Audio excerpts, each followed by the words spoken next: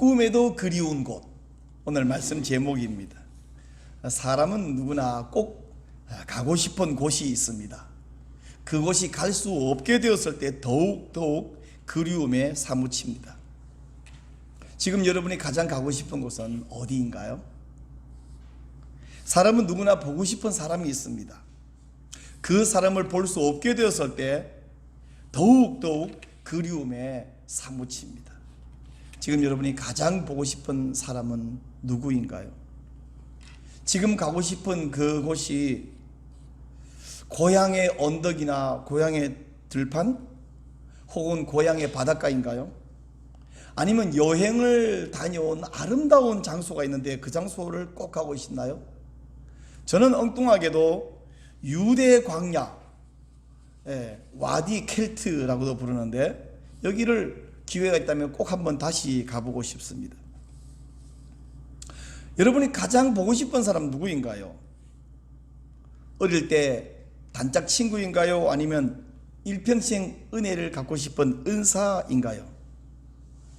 혹은 이미 세상을 떠나버리신 어머니 아버지인가요? 아니면 지금 만날 수 없는 장소에 가 있는 자녀들인가요? 제가 나열했던 모든 장소나 사람들은 모두 그리운 장소이고 모두 소중한 사람들이죠.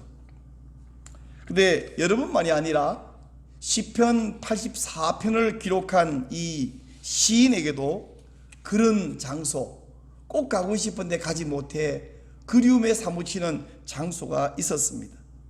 그래서 이 시인은 꿈에도 그리는 그 장소, 그것을 사모하다가 몸과 마음에 병이 들어버렸다고 하는데, 이런 것도 상사병이라고 말할 수 있을까요?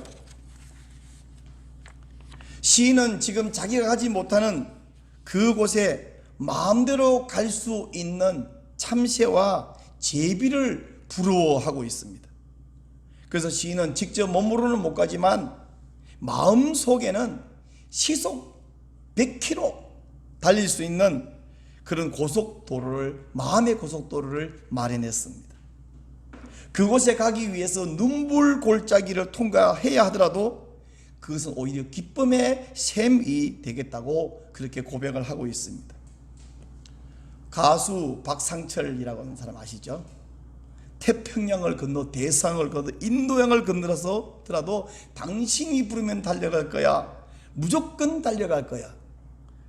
근데 박상철은 그렇게 노래 부르는데 이 84편의 시인은 그렇게 달려갈 형편이 못 됩니다. 왜냐하면 당신이 부르면 무조건 달려갈 건데 그 당신께서 불러주시지를 않기 때문이에요. 도대체 이렇게 노래하는 이 시인은 누군데 또 무슨 사정으로 그렇게 그리운 장소를 가지 못하게 되었을까요? 자, 이제 우리 오늘 본문인 시편 84편을 같이 좀 보겠습니다. 제가 받들어 읽겠습니다. 찾아놓으셨지요? 만군의 여호와여, 주의 장막이 어찌 그리 사랑스러운지요. 내 영혼이 여호와의 궁정을 사모하여 쇠약하며 내 마음과 육체가 살아계신 하나님께 부르짖나이다. 나의 왕 나의 하나님 만군의 여호와여, 주의 제단에서 참새도 제 집을 얻고 제비도 새끼둘 보금자리를 얻었나이다. 주의 집에 사는 자들은 복이 있나니 그들이 항상 주를 찬송하리이다. 주께 힘을 얻고 그 마음에 시온의 대로가 있는 자는 복이 있나이다. 그들이 눈물 골짜기를 지나갈 때에 그곳에 많은 샘이 있을 것이며 이른 비가 복을 채워 주나이다. 그들은 힘을 얻고 더 얻어 나아가 시온에서 하나님 앞에 각기 나타나리이다. 만군의 하나님 여호와여, 내 기도를 들으소서. 야곱의 하나님이여, 귀를 기울이소서. 우리 방패이신 하나님이여, 주께서 기름 부으신 자의 얼굴을 살펴보옵소서. 주의 궁정에서의 한날이 다른 곳에서의 첫날보다 나은즉 악인의 장막에 사는 것보다 내 하나님 성전 문지기로 있는 것이 좋사오니 여호와 하나님은 해요 방패이시라.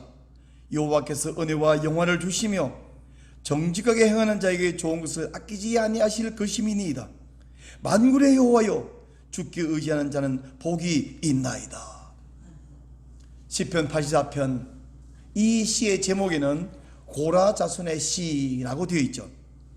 그러나 존 칼빈에 의하면 이 시는 고라 자손이 지은 시라기보다는 다윗이 지은 시인데 고라 자손의 시 모음집 안에 보관되어 있었던 시다, 이렇게 설명해 줍니다. 다윗의 시인데 왜 고라 자손의 시 모음집에 있었느냐 하면, 고라 자손은 성전 찬양을 담당하는 사람들이잖아요. 다윗이 시가 너무 좋으니까 이 시에 곡을 붙여서 성전 찬양대가 열심히 찬양했는데, 실제로 이스라엘 백성들은, 구약 이스라엘 백성들은 6월절에 한 번, 초막절에 한 번, 1년에 봄, 가을에 한 번씩 와서 한 주간 머물다가 내려가죠. 예루살렘으로 오면서 성전으로 나올 때 이 찬양이 애창곡이 되었고, 그래서 성전에 나오는 노래가 되었다는 것입니다. 이 시의 내용을 살펴보면 다윗은 지금 성전에 갈 형편이 못 됩니다. 왜 그랬을까요? 그래서 설명은 안 나오는데, 예를 들어보면 압살롬의 반란 사건 때문에 쫓겨나서 성전에 가지 못하는 신세, 그런 처지일 수도 있습니다. 근데 다윗이 어떤 처지, 어떤 상황이었느냐라는 것보다 더 중요한 것은 그가 성전을 그리워하고 사모하는 그 마음이 더 중요합니다. 성전에 가지 못하는 다윗이 성전을 그리워하면서 지은 시, 이것이 매년 성전에 올라가는 순례객들이 노래하기에 딱 맞는 가사이죠. 그리고 이 시, 이 노래는 오늘날 대한민국, 한국교회 우리가 예배를 드리고 싶으나, 예배당에 모이고 싶으나 예배당에 나올 형편이 되지 못하는 우리 성도들의 심정에도 딱 맞는 그런 노래, 그런 시입니다. 이제 우리가 이 시를 조금 더 살펴볼 텐데요. 우선 1절에서 다윗은 성전을 뭐라 부르냐? 주의 장막이라는 것은 보호를 해준다는 의미죠. 2절에서는 뭐라냐? 여호와의 궁정. 여러분, 궁정, 화려하고 또 대단하죠. 3절에서는 주의 제단이라고 말하고, 4절에서는 주의 집이라고 말합니다. 쭉 넘어가서 10절에 가서는 하나님의 성전이라고 말합니다. 자, 이 여호와의 궁정, 주의 장막, 성전, 주의 집이 다윗에게는 그 장소가 어떤 장소였느냐? 어떤 장소였냐면 시편 이 장소가 다윗에게는 첫째 1절에서는 사랑스러운 장소라고 말합니다. 어찌 그리 사랑스러운지요. 2절에서는 사모하는 장소라고 말한다. 내가 여호와의 궁정을 사모하며. 3절에서는 이 장소가 주의 제단이라고 말합니다. 즉 예배 드리는 장소입니다. 다윗이 성전을 그토록 그리워하고 가고 싶었던 이유가 그 성전이 막 크고 아름답고 화려해서 가고 싶었던 것이 아니에요. 사실 솔로몬 성전 대단히 화려하잖아요. 그러나 이름이 솔로몬 성전인 게 뭐예요? 솔로몬 때 지은 하나님의 성전. 그럼 다윗 때는요, 아직 성전 안 지었습니다. 그럼 다윗 때 어떤 성전인가요? 천막 성전이에요. 그림에 보는 이것은 모세 시대에 띄었던 천막인데, 실제로 사사기를 지나면서 여러 가지로 복잡한 일이 많았고 이런 화려한 성막도 아니었어요. 훨씬 더 초라한 그저 천막에 불과했죠. 그래서 성전을 지으려 했는데 하나님이 허락하지 않아서 많은 성전 건축을 위한 재물들을 모으고 설계도까지 다 준비해서 솔로몬에게 넘겨주었잖아요. 다윗 때는 뭐요? 다윗 시대의 성전은 천막 성전. 요즘 신약 교회와 비교하면 예배당을 지어야 되는데 못 지어가지고 개척교회에 불과했다. 그러니까 여러분, 개척교회가 막 예배당 건물 화려하고 막 파이프 오르간이 있고 대단한 성가대, 그래서 가고 싶어? 아니잖아요. 그러면 거기 왜 가고 싶으냐? 거기가 초라하든 화려하든 간에 거기가 하나님을 예배하는 장소이고 하나님을 만나는 장소이고 하나님의 은혜와 복을 주는 장소였기 때문에 그곳을 사랑했고 다윗은 사모했습니다. 근데 그렇게 성전을 가고 싶은데 가지 못하는 마음이 얼마나 간절했던지 몸도 아프고 마음도 아프대요. 2절 말씀 같이 한번 읽겠습니다. 2절 시작. 내 영혼이 여호와의 궁정을 사모하여 쇠약하며 내 마음과 육체가 살아계신 하나님께 부르짖나이다. 영혼이 쇠약하고 사모에 쇠약하고 마음과 육체가 부르짖고 몸도 아프고 마음도, 사람이 마음이 아프면 몸도 따라 아파지는데 얼마나 성전에 가고 싶은데 가지 못하니까 그렇게 되었다. 그러면서 그 성전 안에 사는 사람들은 진짜 복받은 사람들이다 라고 4절에서 말한다. 주의 집에 사는 자들은 복이 있나니 그들이 항상 주를 찬송하리다. 성전 안에는요, 성전 안에 누가 있냐 그러면 우리는 제사드리는 제사상이 있겠지. 근데 제사상 당연히 있는데 제사상만 있는 게 아니에요. 찬양을 전담하는 찬양대도 있고요, 그리고 거룩한 떡을 만드는 담당자도 있습니다. 그까지는 그래도 뭔가 직책이 좀 거룩해 보이고 폼나 보이잖아요. 그러나 제사장 의복을 만드는, 성전 안에 있는데 일평생 제사장 의복만 만드는 사람, 혹은 청소만 하는 사람, 혹은 문지기만 하는 사람, 경비병 같은 사람, 그 외에도 여러 가지 사람이 있는데, 그러나 무슨 일 하든지 공통된 건 뭐냐면 예배를 늘 거기서 드리는 것을 직접 간접으로 보고, 자기가 직접 예배 현장에 가 있지 않더라도 바로 이 벽 안쪽에 제사하고 있겠거니, 뿐만 아니고 찬양을 하면 벽을 넘어 들리죠. 언제나 찬양 소리를 들으면서 때로는 그 찬양을 들으며 일을 하고, 때로는 그 찬양을 흥얼로 따라 부르며 찬양을 하면서 일을 하고. 근데 다윗은 생각해 보니까 그런 허드렛 일을 하는 사람뿐 아니라 그 성전 기퉁이에, 참새가 한쪽 기퉁이에 집을 짓고요, 제비도 집을 짓고요, 거기 마음대로 드나드는 거예요. 그래서 지금 다윗은 성전 허드렛 일하는 청소부나 문지기나 옷 만드는 사람, 요리하는 사람도 부럽지만 거기 드나드는 참새나 제비도 부러운 거예요. 그래서 바로 이 심정을 찬양사역자 우리 변용세 목사님은 이렇게 노래를 부르더라고요.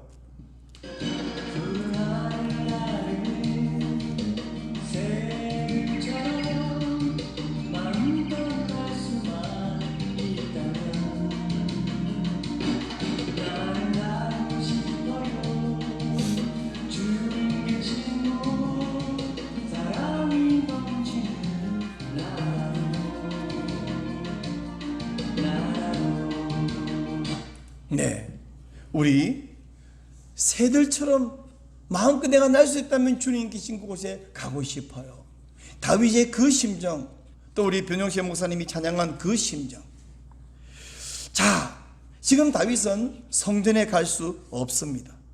하지만 몸이 성전에 못 가지만 뭘 갈 수 있냐? 마음은 갈 수 있다.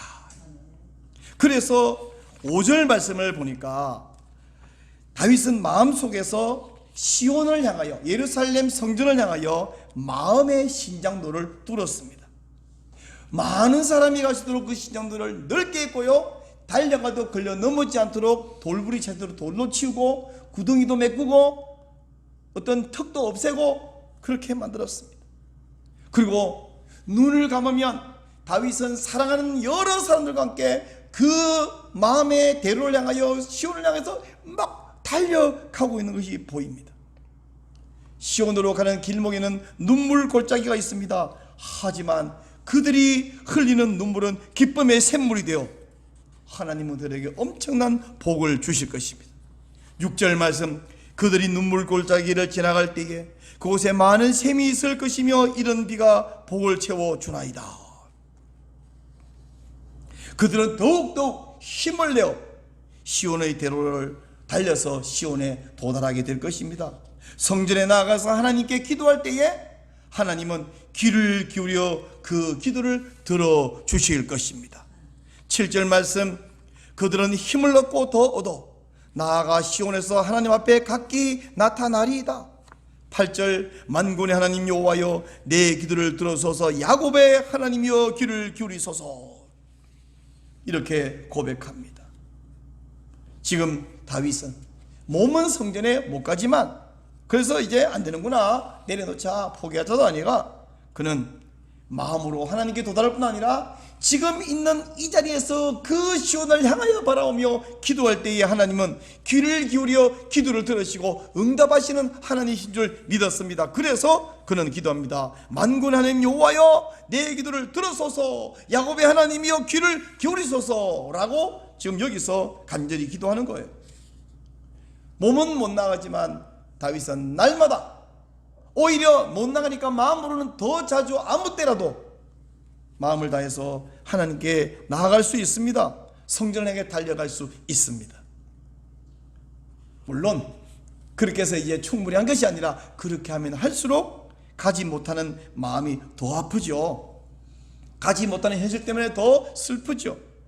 마음이 아프니까 몸도 아파온다고 말씀드렸습니다.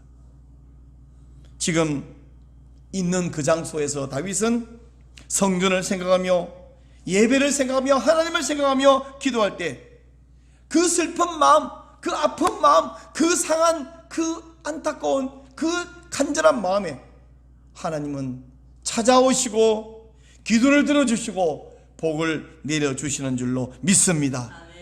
지금 있는 곳에 하나님께서 찾아와 주시고 하나님이 있는 곳에 함께 계셔 주시고 기도의 응답에 주신다면 어때요?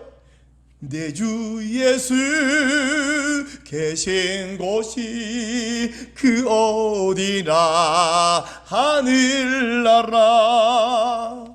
거기가 화려한 솔로몬 성전이든지 천막 성전이든지 초막이든지 궁궐이든지 하나님이 찾아와 주신다면, 하나님 함께 계신다면 거기가 바로 하늘나라인 줄로 우리가 믿고 고백합니다. 이제 다윗은 가지는 못하는 그 장소에서 하나님 향하여 호소하기를, 하나님 제 얼굴을 좀 보아 주십시오. 그렇게 고백합니다. 자, 9절 말씀, 우리의 방패이신 하나님이여 주께서 기름 부으신 자의 얼굴을 살펴보옵소서. 여러분, 제가 매 예배 때마다 이 축복을 여러분에게 해드리고 있는데, 여호와는 내게 복을 주시고 너를 지키기 원하며 여호와는 그의 얼굴을 내게 비추사 은혜 베푸시기 원하며 여호와는 그 얼굴을 내게로 향하여 드사 평강 주시기를 원하노라. 제가 예배 때마다 이 축복을 여러분에게 해드리잖아요. 여호와가 얼굴을 내게로 향하여 나를 보아주신다면, 우리 한국 사람들끼리 좀 보아주세요라는 말은 잘 선처해달라는 뜻도 되지만 내 얼굴을 보아달라는 의미도 되는데, 다윗이 하나님 제 얼굴을 보아주십시오. 근데 여기 보면 주께서 기름 부으신 자의 얼굴이라는데, 주께서 기름 부은 자, 기름을 부었다는 얘기는 왕이나 제사장이죠. 대제사장이죠. 그래서 바로 이 대목 때문에 존 칼빈이 더욱 이 시는 다윗의 시다라고 확신을 했던 것 같아요. 바로 기름 부은 자는 다윗 자신입니다. 근데 다윗이 지금 성전에 갈 수만 있다면 왕의 자격으로 화려한 왕복을 입고 나아가지 않아도 괜찮다고 해요. 내가 성전에만 갈 수 있다면 거기 가서 허드렛 일 해도 되고 청소를 해도 되고 문지기를 해도 됩니다. 그런 이야기를 여기서 10절에서 합니다. 주의 궁정에서의 한 날이 다른 곳에서의 첫날보다 나은 적 악인의 장막에 사는 것보다 내 하나님 성전 문지기로 있는 것이 좋사오니. 성전에서 뭘 하든지 바로 그 자리가 예배드리는 장소요, 그가 하나님의 찬양이 올려드리는 장소인데 뭐 하면 어떻습니까? 거기 있으면 되지요. 근데 여러분, 다윗은 근데 왜 이토록 성전을 그리워할까요? 하나님이 거기 계신데. 하나님은 어떤 하나님이냐? 다윗은 하나님을 만군의 여호와라고 부릅니다. 1절을 보실까요? 만군의 여호와여. 3절을 볼까요? 중간에 만군의 여호와여. 8절을 보실까요? 만군의 하나님 여호와여. 12절 만군의 여호와여. 여러분, 만군의 여호와, 제가 지난주에 이야기했잖아요. 아수르 군대 18만 5천 명을 죽일 때 천사가 몇 명이 갔다고요? 단소리라 그랬죠. 한 명. 18만 5천 군인을 천사 한 명이 하룻밤 사이에 싹 죽일 수 있다면 그 천사를 만든 하나님은 어떠냐? 전 세계 75억 인구를 불어버리면 다 날아가 버릴 건데, 근데 그 하나님 만군의 여호와여, 온 세상에서 우리 하나님보다 더 강한 존재가 어디에도 없는 줄 믿습니다. 또 하나님은 어떤 하나님이냐? 8절 말씀 보면 야곱의 하나님이여 귀를 기울이소서. 여러분, 야곱의 하나님이여 라는 말은 어떻게 이해되냐? 하나님이 선택한 것이 야곱이잖아요. 그 야곱, 이스라엘의 12아들 12지파가 이스라엘 국가잖아요. 다시 말하면 하나님은 누구 하나님이냐면 남의 하나님이 아니라 우리 하나님, 하나님이 선택한 하나님의 백성, 바로 성도, 교회, 우리들의 하나님. 하나님은 어떤 하나님이냐면 자기 백성을 끔찍히 사랑하셔요. 내 거를 아무도 못 건드리게 하셔요. 바로 그런 하나님이십니다. 또 하나님은 어떤 하나님이냐? 하나님은 해요 방패이시라. 우리 하나님은 11절 보니까 여호와 하나님은 해요 방패이시라. 여호와께서 은혜와 영화를 주시며 정직하게 행하는 자에게 좋은 것을 아끼지 아니하실 것임이니이다. 하나님은 태양입니다. 그래서 우리는 이렇게 노래합니다. 내 영혼에 햇빛 비치니 주 영광 찬란해. 이 세상에 어떤 빛보다 이 빛도 빛나네. 다같이 주의 햇빛 빛난 영광 내게 비춰 주시옵소서. 기 밝은 얼굴 배울 때 나의 영혼 기쁘다. 하나님은 햇빛이십니다.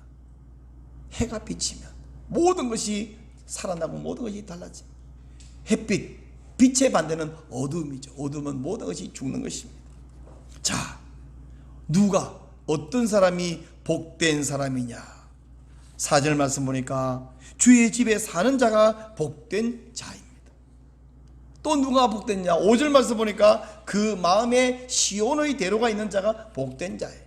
시온의 대로, 성전을 향하여, 교회를 향하여, 예배를 향하여 마구 달려가는 그런 마음이, 그 마음속에 그런 대로가 있는 자가 복된 자예요. 또 누가 복되냐냐? 마지막 12절 보니까 주께 의지하는 자는 복이 있나이다. 다윗이 말하는 복은 막 형통하고 막 부유하고 그것도 복이 맞습니다. 하지만 더 중요한 것은 하나님 가까이에서 하나님을 바라보고 사는 것, 그 자체가 복이에요. 여러분, 우리가 부자 되는 거 좋은 거예요. 똑똑한 사람 되는 거 좋은 거예요. 저도 원해요. 건강한 사람 되는 거 제가 여러분 위해서 날마다 기도하는 겁니다. 인기 있는 사람 되는 거 그거 저도 원해요. 행복하기를 원하는데 진짜 행복한 것은 하나님 가까이에 있는 것이 진짜 복인 줄로 믿으시기 바랍니다. 아멘. 여러분, 우리 한국 교회가요 전 세계에 자랑하는 크고 화려한 예배당 많습니다. 근데 그보다는 작고 초라한 교회, 시골 교회, 아니 예배당도 없는 상가 한쪽 귀퉁이 있는 개척교회 많습니다. 그러나 예배당의 사이즈와 화려함이나 성도의 숫자와 관계없이 거기가 하나님께 예배드리는 장소이고 거기서 하나님께 기도하는 장소이면 바로 거기가 성전인 줄로 믿으시기 바랍니다. 거기서 성도를 만나고 교제하는 그 장소는 다 두세 사람이 내 이름 모인 곳에 나도 그들 중에 있겠다. 바로 거기가 하나님 만나는 성전이에요. 우리 한국 교회가 코로나 바이러스 정부의 행정명령으로 인해서 예배당에 나아가지 못한 지 벌써 한 달이 넘어버렸습니다.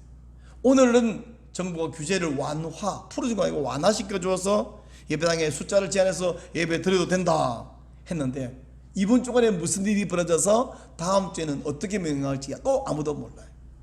요즘은 비정상이 정상인 시대, 뉴노멀 시대라서 3일 후에 뭐라고 할지 우리 아무도 서로 모르는 이런 상황이 되어버렸는데 또 정부의 규제나 완화랑 관계없이 개인적으로 직장이나 혹은 건강염려 등에 의해서 예배들이 나오지 못하는 분도 있습니다.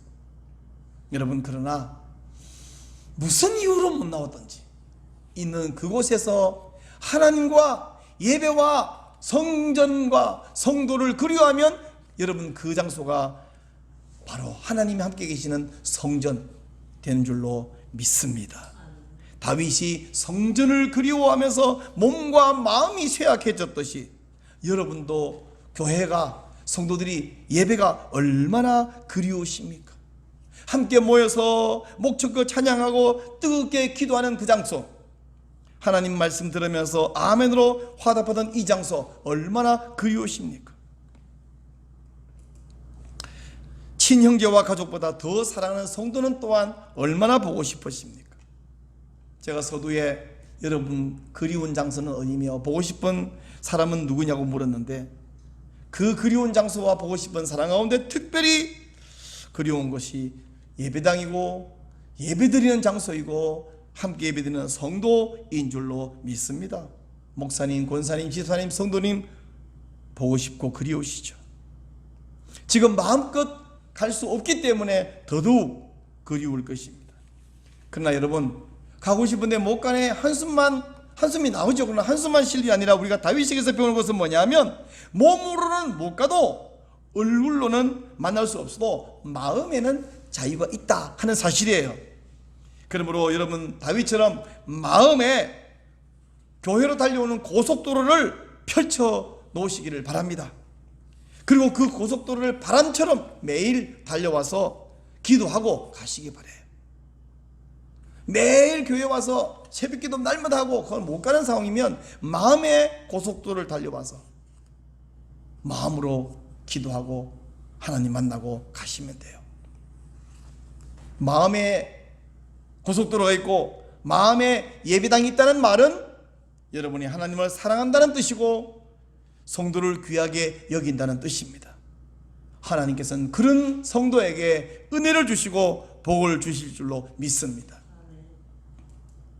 다윗의 시 84편에서 마지막 구절은 이것입니다. 만군의 여호와여, 주께 의지하는 자는 복이 있나이다. 근데 여러분, 이 마지막 구절, 다윗의 마음이기 이전에 하나님 아버지의 마음인 줄로 믿습니다. 또한 이것은 다윗의 마음일 뿐 아니라 저와 여러분의 마음입니다.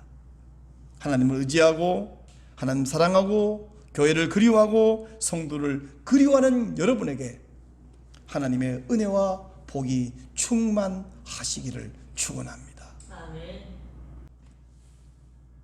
이제는 우리 주 예수 그리스도의 은혜와 하나님의 사랑과 성령의 교통하심이 주의 백성들 머리머리 위에, 가정가정 위에, 한국교회 위에 이제로 영원히 함께 있을지어다.